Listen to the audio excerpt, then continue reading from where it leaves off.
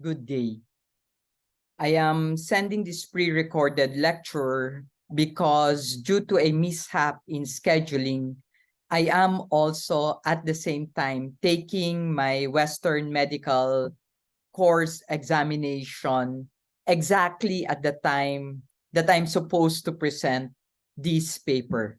Nevertheless, I hope to be able to join even for during the question and answer so that I may still respond to your inquiries. This lecture, Technology for Inclusion, is given during the Philippine Economic Society's Luzon Forum, Fostering Economic Resilience and Inclusion, Navigating Frontiers, Bridging Insights, and Shaping Progress, this 28th day of October 2023. Again, I am Mark Joseph T. Calano, formerly affiliated with the Ateneo de Manila University, but I'm now connected to Pan Pacific University while I am transitioning from being an educator to being a Chinese medicine practitioner. Technology for inclusion. The idea of a technology for inclusion basically was started by 2020 by UNESCO. The idea is that technology should actually facilitate inclusion. Inclusive education is the bigger context in which inclusion is discussed in this Global Education Monitoring Report. The principle is that everybody, regardless of our socioeconomic status, as well as degrees of intelligence or intelligences for that matter, should be able to maximize the same on the basis of technology. To give the idea or to clarify the idea further, it is the understanding that websites look differently depending on whether you're looking at it on your laptop, on your iPad, or even in your cell phone. The idea of adaptability in technological resources is at the foreground of these very topics. But it's very interesting to reflect further. Are we simply talking about ICT for inclusion? Is this simply a matter of having technology available to different intelligences or to different socio-economic backgrounds? Of course, at the heart of this discussion is a question of equitability. Are different economies really able to provide shared resources, equitable opportunities? I think at the heart of any discourse on economics is the notion of scarcity. And as such, of the very impossibility, if you will, of this idea of equitability. And that's the reason why I want to take this presentation quite differently. Instead of talking about technology for inclusion, I'd like to change the focus not about technology, but the ability to basically tap inclusion. And it is in this concept that we need to understand how we have to understand inclusion. How do we really understand even technology? To be able to make this point, I will divide this presentation into three major parts. First, I'd like to discuss a type of economics that is quite different from ordinary economics. What is often called as Buddhist economics. Secondly, I'd like to talk about capabilities and how poverty, for example, should be understood from the framework of Amartya Sen's capabilities. And hopefully end the paper at a point where everybody's reflecting about capabilities and what we can do with it.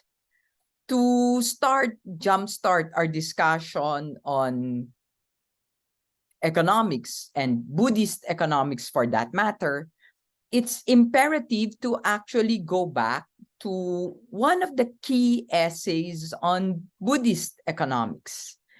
And the key essay, and I hope you'd understand why I'm showing to you a Word file, is really from Schumacher.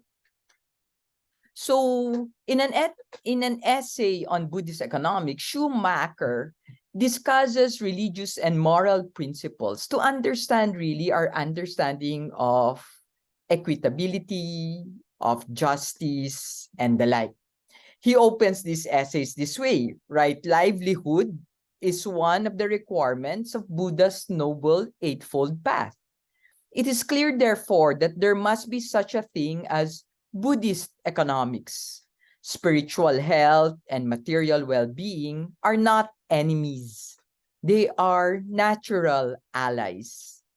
So there exists a very clear misunderstanding in traditional Western economics, says Schumacher, when it is preoccupied with a type of self-righteousness which puts premium on goods over people or utility over creativity. Looking back at our own vision of human flourishing, are these visions and our justification and criteria a preoccupation of value based on goods or utility? When we basically says technology for inclusion, are we really talking about goods, technological resources, or are we talking about people, those that should be included? Or are we talking about utility, use versus creativity? So Schumacher explains that some social scientists, economists for that matter, thinks that their science is absolute. They suffer from a certain blindness when they treat their field as a positive science and not as a social science with a certain set of assumptions. When we say, for example, that technology is what matters, we need to ask ourselves, what do we mean by technology? Does it refer simply to my cell phone, or does it refer to techne, that ability of the human person to really be engaged and even to participate in the creative process? So if we think that human flourishing is an objective reality based on objective criteria, if we have an understanding that technological understanding should be like this, and therefore should be understood as like this, the truth is it's not. There is no criteria as to what we mean by technology, especially in an age where the very moment you buy a phone, new phones are on the line. For example, iPhone 15, if I'm not mistaken, is out in the market, but we know for a fact that iPhone 17 is already on the works and even is already being tested. And yes, technology, we are always 2 steps behind in terms of technology. When we understand our flourishing simply as mechanical, we reduce ourselves to robots, to machines, or even to reduce ourselves to objects. From this sensibility stems the negative thinking towards work and the difficulty of experiencing satisfying work. That is one that is perfectly aligned to our sense of purpose and even mission. It is not accidental, for example, that Japanese workers for a very long time speak of a very interesting formula for longevity, which they actually call ikigai. No? And of course, ikigai uh, is interesting in many respects because ikigai refers to something bigger than ourselves. If I can show to you, for example, what ikigai entails, we'd be surprised that the framework of ikigai speaks of something more like what you love, what you're good at, what you are paid for, and what the world needs, and how these combinations include passion, profession, mission, and vocation, which basically brings about ikigai, the reason for being. And if you even look at these, no, very less, there's a lot of what is going on here that is not simply nor purely material. So going back to my presentation, so uh, and so if all that we do is focus on the acquisition of technology or wealth or becoming rich or being equitable, we see ourselves pushing too much and even exerting unnecessary effort to be someone we are not.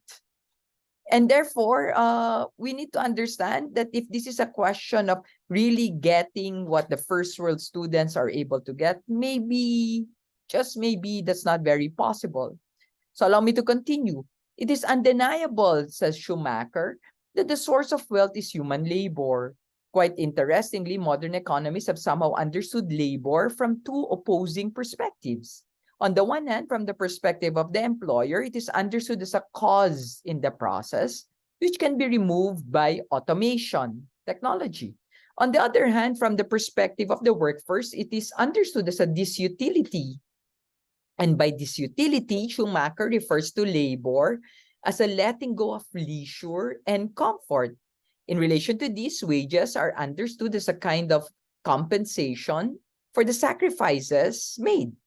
When understood in relation to these two, the employers envision an output without employees, while the workforce envisions an income without employment. And there we see a tension. If we technologically equip our students only for them to be employed, to what extent are we really sure that they would be employed and not eventually replaced by AI, for example? In the same way, we need to understand that a very important component of human life is not just wages, but precisely leisure. There's a very interesting book that says leisure is actually the basis of culture. If these perspectives confront us when we consider our understanding of human flourishing, what then are the consequences of these differing views? If work is treated as something to escape and run away from, then every attempt to reduce workload is always preferable. The more we are able to make the processes that decrease labor, the better. And this explains why companies tend to automate. But because automation is costly and expensive, companies engage in the process of dividing labor. The division of labor is also the introduction of specialization. Not that workers were not specialized before. What we mean here by the division of labor refers more to the splitting of processes into smaller parts. Sounds like Marx's understanding of labor, indeed, such that crafts that have previously engaged a laborer are now subdivided into 4 or 5 sub-processes which specifically assign laborers. What this does is to produce efficiency of labor. Products are produced faster and accountability in the pipeline is easier as this involves efficiency. It is often understood as progress. Or better yet, this is what is often misunderstood as human flourishing. Schumacher challenges this very understanding of human flourishing using a Buddhist perspective. In the Buddhist perspective, labor is understood as to give a man a chance to utilize and develop his faculties, to enable him to overcome his ego-centeredness by joining with other people in a common task, and to give and to bring forth that the goods and services needed for becoming existence. So if we understand work negatively, Schumacher argues that it is criminal because it focuses on goods rather than on people. And this lacks compassion and reduces the soul to a worldly existence that's just inhumane.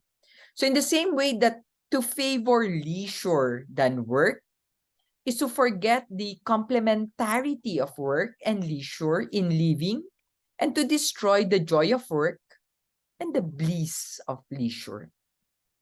Sometimes we need to understand that technology for inclusion is really to understand everyone and each one on the basis of a common scale of appreciation of skills and the like. But in the perspective that we have just spoken about, we draw two types of automation and mechanization. Technology. The first enhances the skill and power of humanity, and the second reduces human work to a mechanical slave. Why do we want technology for inclusion? What for? The former constitutes the Buddhist vision of human flourishing, whereas the latter leaves humanity to a position of serving the slave. So if our understanding of human flourishing simply constitutes automation, mechanization, then we become victims of the slave. This is not the vision of human flourishing we intend to push. Similar to Gandhi, Schumacher distinguishes Buddhist economics with the economics of modern materialism. The distinction is based on the perspective that civilization is not about the duplication of wants and desires, as it is the purification of human character. For the Buddhist, character is formed as well as it is a consequence of human labor. Since it is human labor that is concerned here, it is determined by the condition of human dignity and freedom, and blesses those who do it and equally their products. So it's worth considering that this different and more Eastern predisposition does not propose a denial or a departure of the material world. Instead, what we see here very clearly is a type of human integration. The materialist perspective is concerned merely with the production of goods and the accumulation of wealth. The Buddhist perspective is about liberation that is not contrary to physical well-being. Having said that, it's not technology or money that hinders and prevents the way of salvation. Instead, it's the attachment to technology and money that is the enemy of salvation. It's not wrong to enjoy pleasurable things, that it is wrong to live craving for them. Schumacher claims in Buddhist economics two things: nonviolence and simplicity. From his economic perspective, the beauty of this way of life lies in its utter rationality. That is, that human flourishing does not entail big or huge things, but tiny or small means that lead to satisfactory results. It is no surprise that this is difficult or even impossible for an economist from a consumerist culture. Why? Because a culture that prioritizes productivity over presence considers it as a standard to determine development by means of consumption. The presumption is simple. The more one consumes, the better they are from those who do not. This is considered weird by the Buddhist economist who considers consumption only as an indicator and means to human well-being, but is not the sole determinant for it. Human flourishing cannot be understood through consumption, through the use of technology, if you will. This is not the mark of what it means to be human. However, economics look at consumption as the sole end and purpose of all economic activity and considers many factors of production only as a means. What economics do is to maximize the human drive by stimulating the drive for consumption. You should know this. You should know that. You should be able to do this. You should have these. They are all in social media. When considering human flourishing, economia, right? Putting things in place. It seems like the best manner of consumption entails producing optimal human satisfaction while utilizing a relatively low rate of consumption, nonviolence, and even simplicity. These Buddhist principles allow us to live our lives without pressure and strain, or without the need to be something or to someone. This mindset represents the central injunction of Buddhism. Cease to do evil, try to do good. As physical resources are scarce, just as technology is scarce, not everybody have equal access to the same internet speed, to the same computer, hardware, and the like. The people's drive to modestly satisfying their needs are more suitable than people who voraciously depend upon a high rate of consumption, media, and even use. Speaking of nonviolence and simplicity, therefore, local communities that are self-sufficient are less involved in large-scale violence. Issues of sustainability are very much concerns of human flourishing, especially or most especially in the place, in the instance where economic wastes, technological wastes for that matter, simply abound.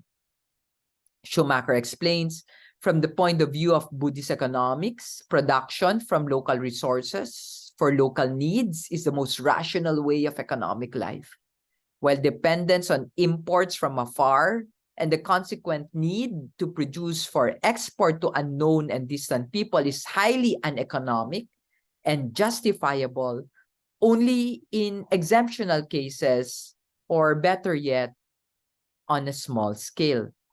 So if we are to flourish as a species, it needs to be based on lifestyles that are locally sustainable. And that's why it's very important. Schumacher concludes this one by saying, it is in the light of both immediate experience and long-term prospects that the study of Buddhist economics could be recommended even to those who believe that economic growth is more important than any spiritual or religious values. For it is not a question of choosing between modern growth and traditional stagnation. It is a question of finding the right path to development. The middle way between materialist heedlessness and traditionalist immobility. In short, and going back to where we started in this section, right livelihood. It's very important to recognize that these rightness will play a very important understanding, especially when we understand technology for inclusion. But wait, when we start talking about technology for inclusion, we need to pay attention at something more. We need to look at capabilities. We need to look at who have access to capabilities and why are these capabilities something to consider. And when we start talking about capabilities, of course, as students or practitioners of economics, we cannot help but recourse to Amartya Sen. Of course, you know, Amartya Sen, he was awarded the Nobel Prize for Economics in 1998, especially for his interest in welfare economics. But what interests me for Amartya Sen is his discussions on capabilities. When we need to understand that technological development is a question also of capabilities, we need to understand that capabilities, poverty as deprivation of capabilities, will play a very important role in any concept of technology for inclusion. Amartya Sen says, the freedom that we actually have to choose between different styles and ways of living refers more to capabilities. Do I have the option in a world where there's scarce technological distribution, scarce resources? What capabilities, no? So here, these are actual opportunities that a person has in pursuing objectives he may have reason to value or he considers important. The substantive freedoms a person enjoys to lead the kind of life that he or she has reason to value. And therefore, here we need to understand between leisure, person, or utility, we have different valuations of this stuff. That's the reason why for Sen, freedom is actually a combination of the process aspect and the opportunity aspect. So the process aspect refers to our ability, the ability of a person to choose from options, whereas the opportunity aspect refers to the real and available options for choice. That leads to freedom. The presence of real options and really the ability to choose from those options. And certainly, there is a very huge difference between one's ability to have that process and also at the same time have that opportunity. So capability refers more to opportunity. Technology for inclusion is really a question not just of adaptability, not just of equitability, but it's really at the heart of it is really a question of capability and opportunity. The concept of capability is linked closely with the opportunity or aspect of freedom, seen in terms of comprehensive opportunities and not just focusing on what happens at culmination. And here you see why I've raised Ikigai and some and Buddhist economics for that matter. Because what is involved here are not just what I know. What is involved here at the heart of it is who I am, my entire self, my very self. Capabilities and functioning are really intertwined with each other. Functionings are the current or actual achievement of a person's well-being, which involves, among others, being healthy, having adequate shelter and food, having access to high-quality education, being able to participate in the social, cultural, political life of the community, being able to enter into and maintain meaningful and genuine relationships. That with my capabilities carries within it a sense of functionings. the state of being that contributes towards my well-being. And here, when we say my well-being, what we're talking here is that what we value doing. So, which means being healthy, being literate, well-nourished, perhaps. And here we see where capability is and where functioning is. So, based on the resources, there you see the capability to function.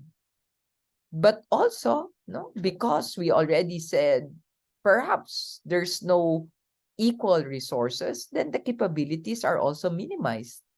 But with minimized capabilities are minimized functions, and therefore a different understanding of well-being.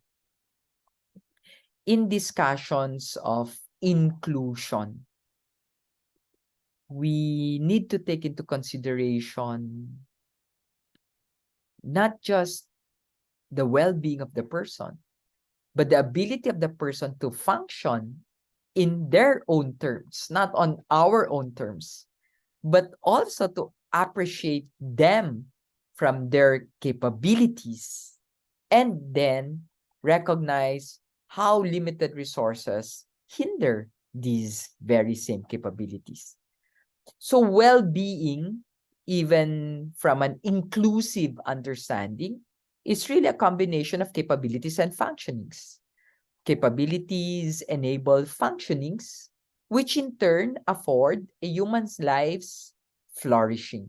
No? And there you see the discussion on Schumacher when we started talking about right livelihood and the like, as based heavily on a notion of capabilities and functioning. But capability, of course, certainly is not a finished product. Capability is a journey and at the same time a destination. Capability, says Amartya Sen, is concerned with not just on what a person actually ends up doing, but also on what she is in fact able to do, whether or not she chooses to make use of that opportunity or not. And there you see how capability is not just getting these Asperger students to have work. That is easy. Or getting people with physical abilities, disabilities, or gifts to become functional in a society that defines how they should function. Is technology for inclusion for what reason? No? On whose grounds should we say they should be technologically capable? But again, in order to even look at it from this perspective, we need now to understand everything from the context on which we reflect. Technology for inclusion. Poverty. Poverty is understood as a capability deprivation. It's not merely the absence of resources such as income, but as capability deprivation, poverty entails the absence of real options for the satisfaction of food, satisfaction of shelter, health, education, and livelihood needs. The absence of options, that I don't have options, and therefore that I'm not free along those lines. As capability deprivation, it entails the absence of opportunities and abilities to achieve functionings, to achieve goals we understand as something worthwhile. And therefore, we need to be able to see how a very huge distinction between what poverty does, because poverty, if we simply understand poverty from an economic perspective as income, then we only look at it as a means to an end. and therefore as something that restricts us. But from a capability perspective, poverty is understood as an end or value in itself, and therefore as something that must be multidimensional, and therefore something that we need to pay attention to. Amartya Sen explains this beautifully. He says, wealth is not something we value for its own sake, nor is it invariably a good indicator of what kind of lives we can achieve on the basis of our wealth. A person with severe disability cannot be judged to be more advantaged merely because she has a larger income or wealth than her able-bodied neighbor. Indeed, a richer person with disability may be subject to many restraints that the poorer person without the physical disadvantage may not have. And I'd like to focus on that last sentence. In a discussion for technology for inclusion, we need to be reminded that a richer person with disability may be subject to many restraints that the poorer person without the physical disadvantage may not have. And there you see already how inclusion and technology, for that matter, is not an easy discussion. Here you look at 4 layers according to Amartya Sen. Personal heterogeneities, where there's desperate physical characteristics in relation to age, gender, disability, proneness to illness, and so on, and therefore making the needs extremely diverse. Diversities in the physical environment. So here it refers to environmental conditions, including climatic circumstances such as temperature ranges or even flooding. Remember,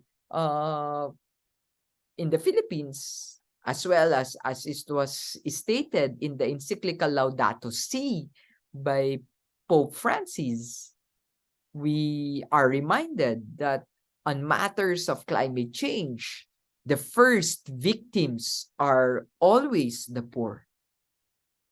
They remain the vulnerable sector, therefore.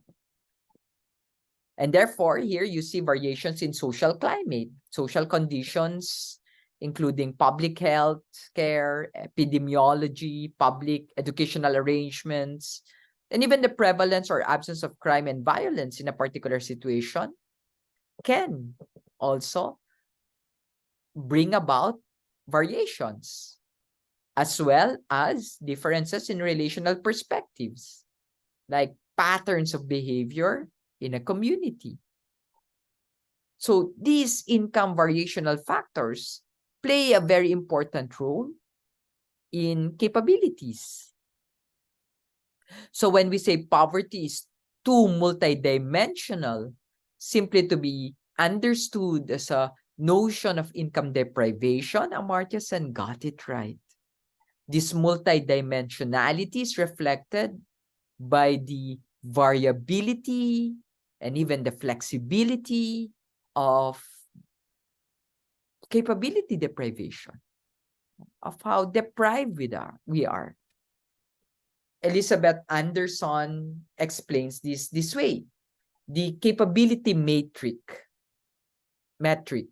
in assessing poverty is superior to a resource metric because it focuses on ends rather than on means, and can better handle discrimination against the disabled, is properly sensitive to individual variations in functioning that have democratic import, and therefore is well suited to guide the just delivery of public services, especially in circumstances of health and education. I like this quote a lot. Tells us that whether we like it or not, we need to take into consideration individual variations and also at the same time fix public services in relation to this, which leads us to the question, what is an impoverished life? Or what does it mean to live an inclusive life?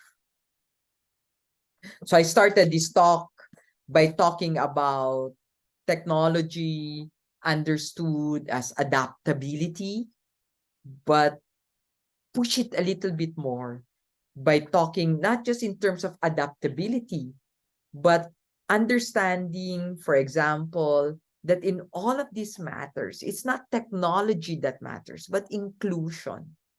And in talking about that, I spoke about Buddhist economics and how Buddhist economics gives premium on the person rather than on skills, on utility.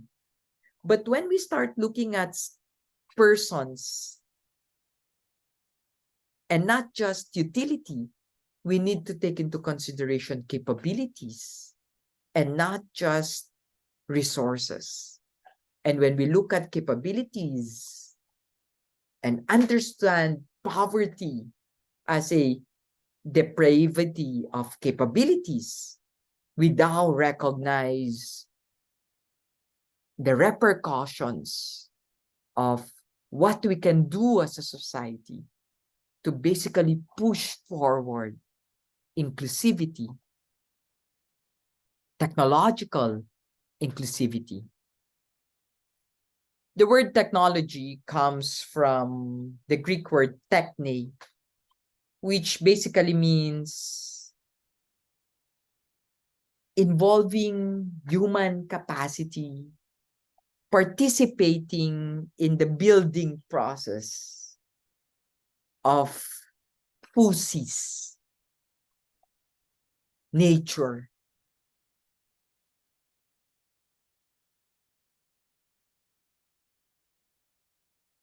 But there's something more. Rockefeller, the Filipino Jesuit philosopher, will say, techne simply refers to gumagawang may alam na gumagawa. Gumagawang may alam na gumagawa. It doesn't have any reference to cell phones or computers. At the heart of the discourse of techne, as well as technology, is, it's the word that you've been hearing since a while ago, human flourishing. Human flourishing. Thank you very much for paying attention and for listening to me. I hope to be engaged in the Q&A if I'm able to join you at that time. Thank you very much and have a nice day.